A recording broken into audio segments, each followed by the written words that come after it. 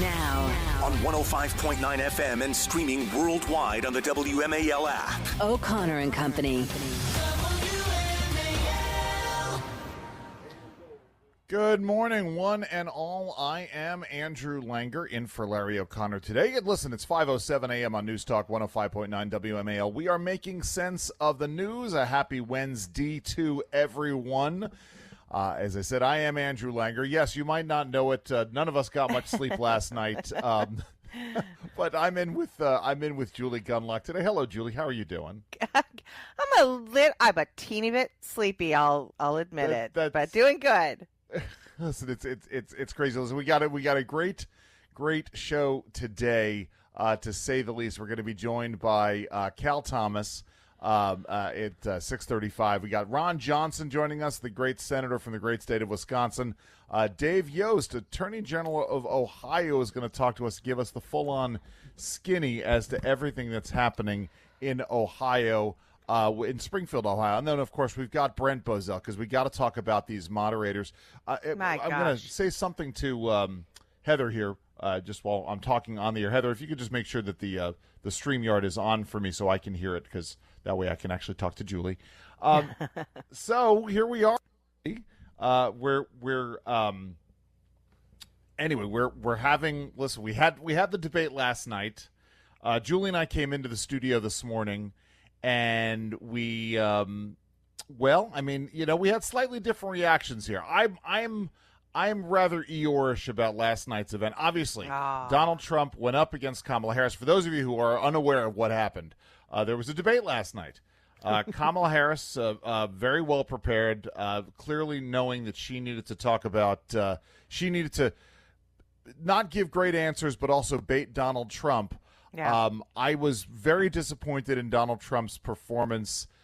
Julie, you not quite as Eeyore-ish as I was, but your first impressions. No, I think I expected it 100%.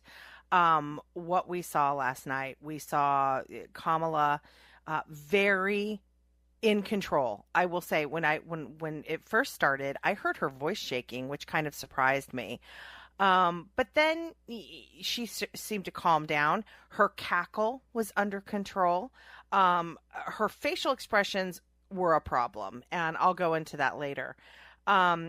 Trump was very much in command in the beginning. He seemed to take the bait many, many times. But what was the most disturbing? And, look, as we all are at home right now, thinking about the debate last night, possibly some disappointment.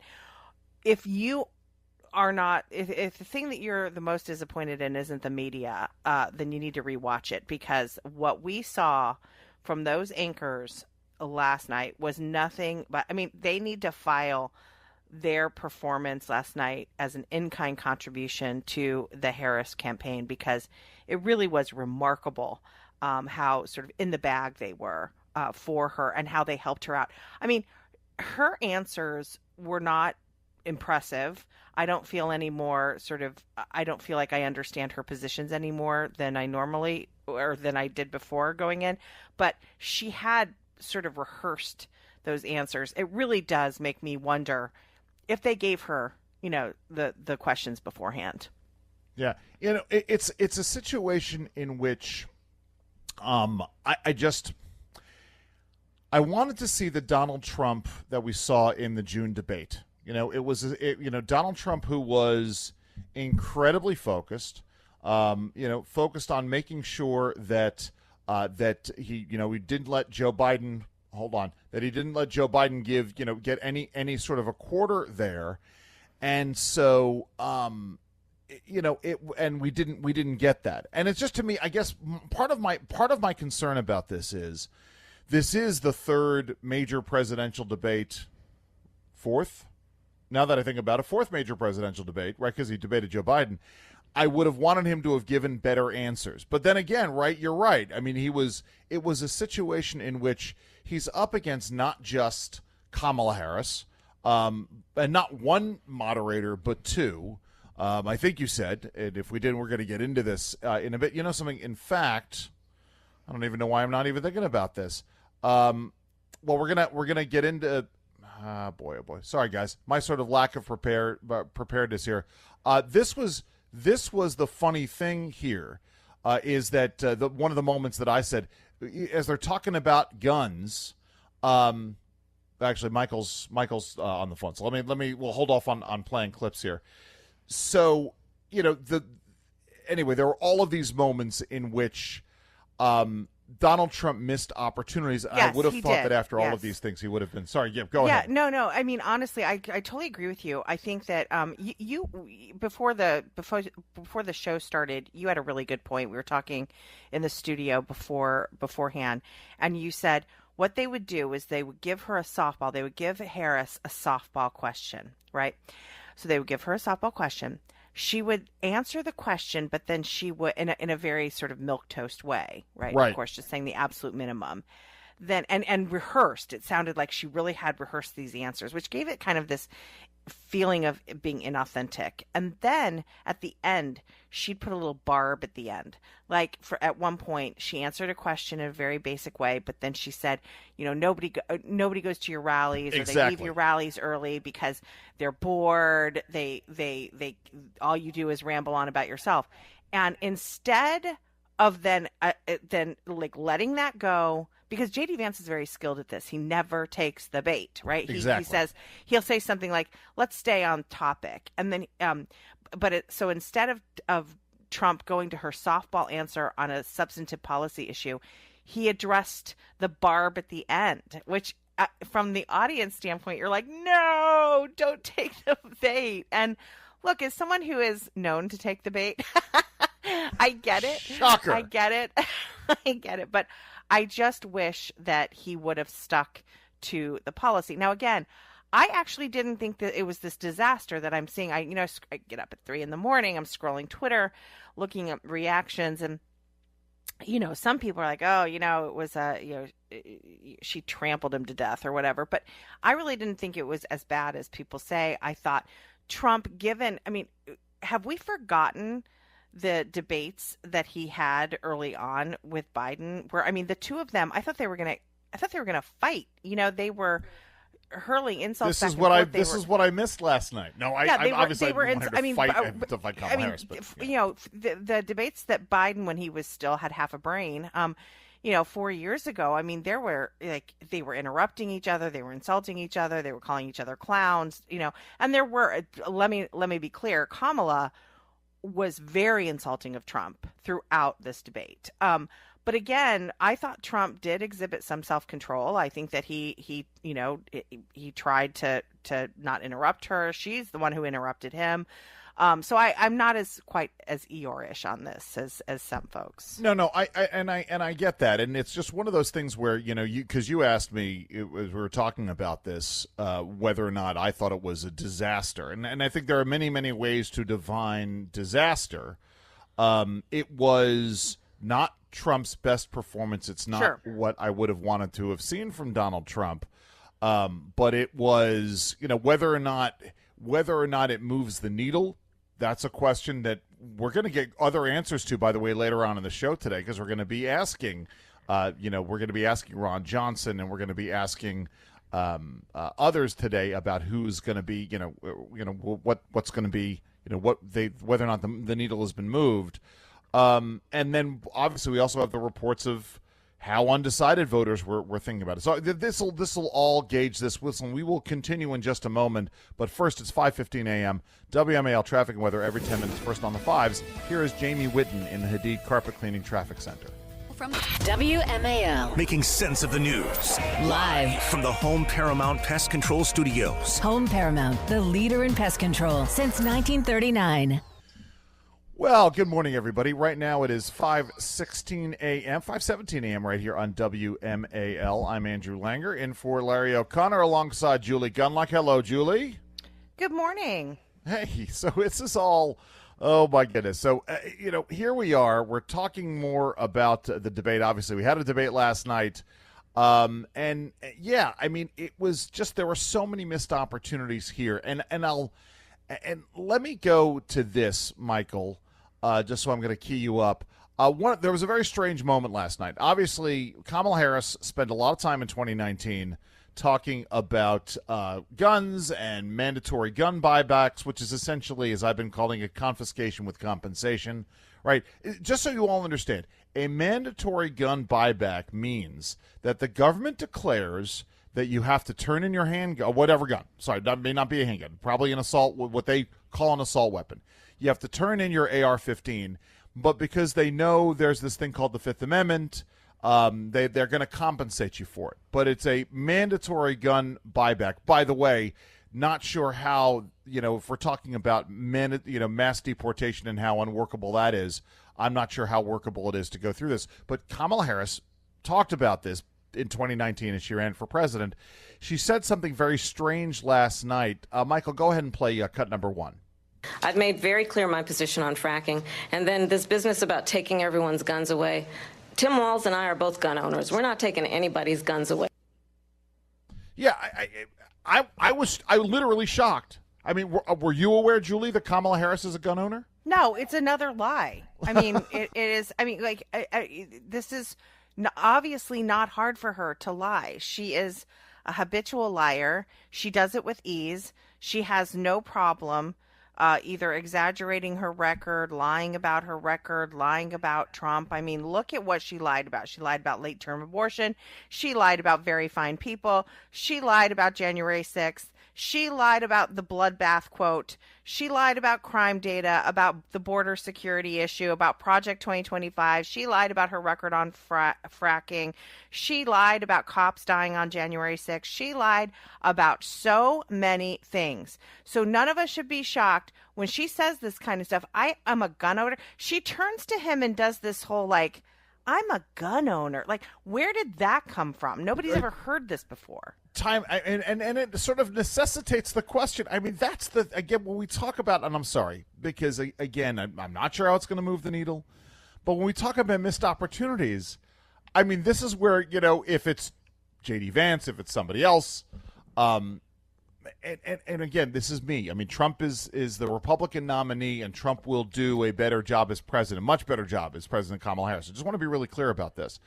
But this is where somebody would turn to Kamala Harris and say, wait a minute. Right. Hold on for a second.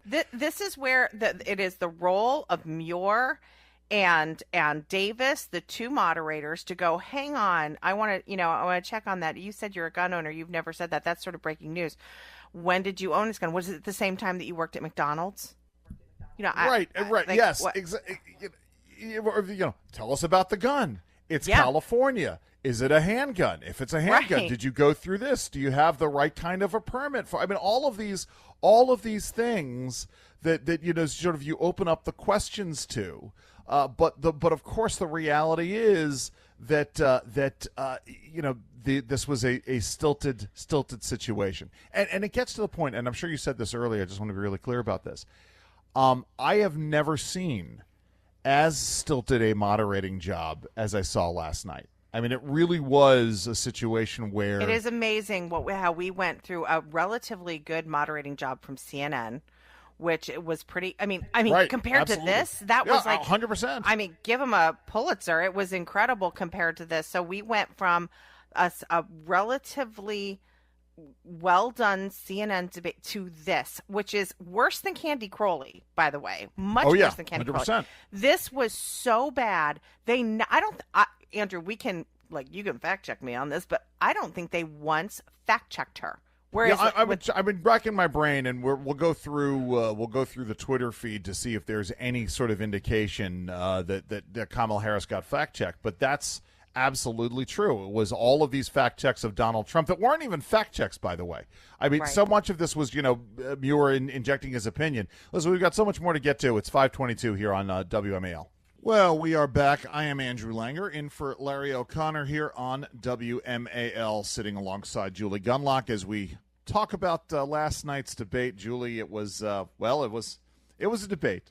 I think we can all certainly agree that a debate happened, can't we? Yeah. Well, Andrew, it's very important to say it was a debate against. It was it was a team effort for Harris and the two moderators against Trump, who stood alone against constant lies, against constant fact checks on the part of the moderators, no fact checks for Kamala, who made repeated lies. And so, it was, I agree with everyone. Wasn't a great night for Trump? He certainly did the best job he could against a debate team, not just her. Andrew. Yeah, I think we lost you, Andrew. But, this is what's so frustrating. We've got a situation here where... There we go. Oh, there you go. There you are. I was just saying, we've got a situation here where it's 3 against 1. Why? This is predicted. But here's my question. Do you think it moved the needle? That's the thing. Yeah, I don't think so. I think there may be a handful of folks, but, it's like there are certain constituencies that I think Donald Trump is going to go after that I don't think they were listening, and I don't think they're going to be following the relentless, breathless coverage. And maybe that's the other part of this. Maybe that's the saving grace here, is that Kamala Harris, because the media is going to be so over the top with their praise of Kamala Harris, that it's going to set even greater expectations for what might come down the road. Listen, we're going to continue to talk about these things. Obviously, we got later on in the show, we've got Cal Thomas to join us to talk about the debate. Ron Johnson, Brent Bozell. I'm so excited to talk to him from the Media Research Center about the moderation last night. And we're going to get to the bottom of what's going on in Springfield, Ohio, with Ohio Attorney General Dave Yost. Plus, we're going to say some things about 9/11, since this is the anniversary of 9/11. I am Andrew Langer. She is Julie Gunlock. This is O'Connor and Company on WMAL. It is 5:30 in the morning. WMAL FM, Woodbridge, Washington, a Cumulus media station. Making sense of the news. News Talk 105.9. News. Now. On 105.9 FM and streaming worldwide on the WMAL app. O'Connor and Company. Well, it is 5:37 on News Talk 105.9 WMAL. We are making sense of the news. A good Wednesday to one and all, and it is a good Wednesday. Hey there, Julie Gunlock. Good morning. How are you doing? I'm doing great this morning. A little tired because I stayed up late, but feeling good. I'm feeling positive, and I'm not going to be an Eeyore about yesterday's. No. Yesterday's. We must be happy warriors. You know something? That's we right. should take a cue, Julie, from Kamala Harris, young Kamala Harris. I'm sorry. Actually, that sounds terrible and misogynistic and all of these things. I am not going to exploit for the purposes of political gain my opponent's youth and inexperience. Anyway, listen, we got a great show coming up here on O'Connor Company. We always do.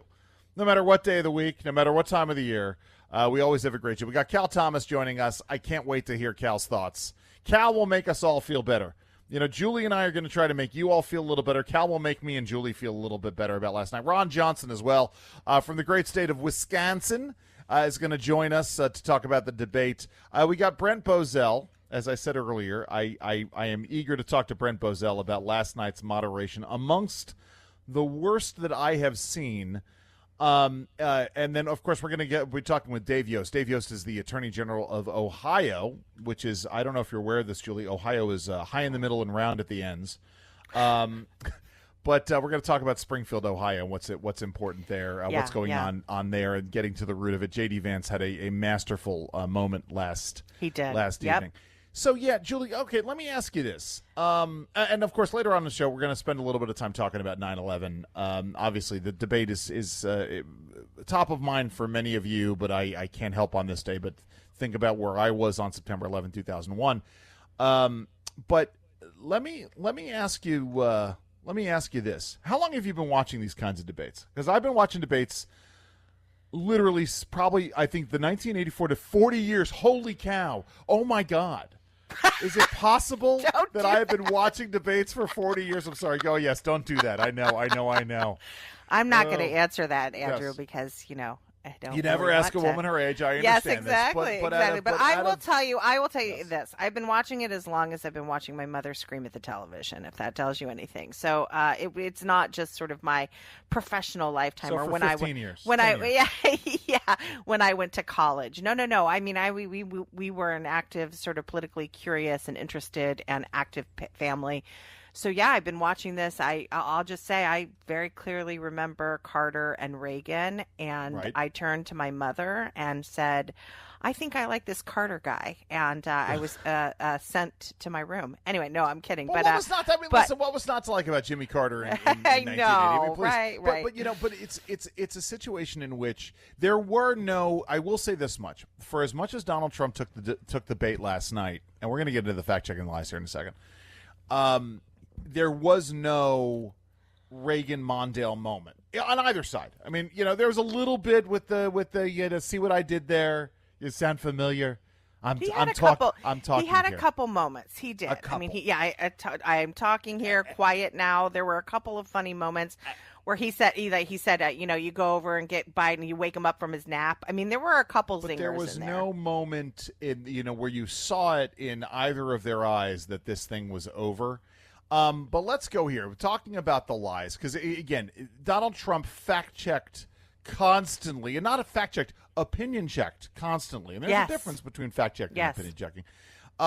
Constantly, not so much for Kamala Harris, and this is one of those moments where once again, she the whole idea, the whole purpose of Kamala's goal last night was to draw Donald Trump into the traps, but to raise doubts in people's minds. And so there was this moment about Charlottesville. Let's play cut number 3. Let's remember Charlottesville, where there was a mob of people carrying tiki torches, spewing anti-Semitic hate. And what did the president then at the time say? There were fine people on each side. That's been debunked by Snopes, which is an ultra-liberal fact-checking site. They even have said, this has been fact-checked exhaustively, and here she is trotting it out for the people who don't know that that's been fact checked. Zinger would have been when Kamala Harris says, hey, Donald, I'm not Joe Biden. Joe Biden's not standing here. Maybe you're confused on this. The zinger is, well, you could have fooled me. Right? Yeah, I mean, something to that effect of, but that gets into the preparation here.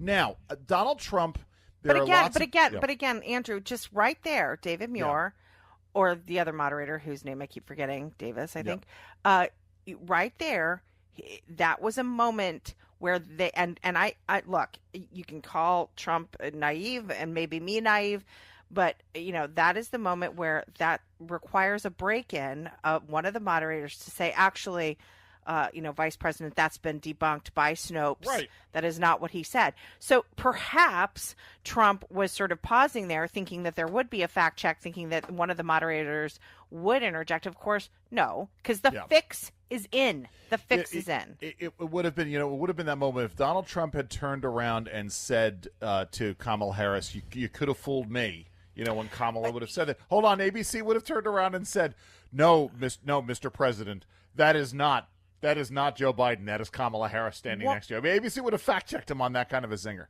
I know we have a lot more.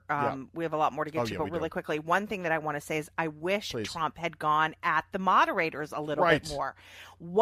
He's famous for that, about saying, what is wrong with you, media? What is wrong with you? What are you doing here? And he didn't do any of that, and that made me mad a couple times. Anyway, I know there's a lot more to get to. We do. We have a lot more coming up. It's 5:44 here on WMAL.